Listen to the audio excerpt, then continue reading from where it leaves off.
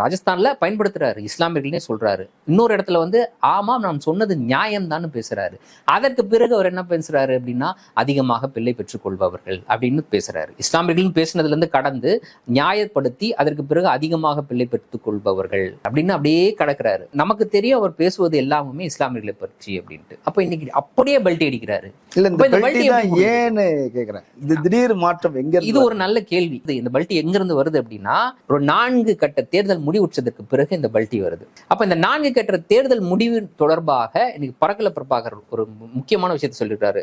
நிதியமைச்சர் நிர்மலா சீதாராமனுடைய கணவர் அவர் வந்து ஒரு பொருளாதார வல்லுநரும் கூட. அவர் என்ன சொல்றாரு அப்படின்னா, பாஜக எடுத்த இந்த ஆயுதம் அவர்களுக்கு எதிராக பயன்படுத்தப்படுவதற்கான வாய்ப்பு இருக்கு. ஹிந்துத்துவ கார்டு அவங்களுக்கு எதிராக, இந்துத்துவா கார்டு அவருக்கு எதிராக மாடும் அப்படின்னு ஏற்கனவே அவர் சொல்லியிருக்கிறாரு. இதனால கிட்டத்தட்ட 4-5% ஓட்டு அவர்களுக்கு கிடைக்காமல் போறதுக்கு வாய்ப்பு இருக்கு அப்படின்னு ஒண்ணு சொல்றாரு.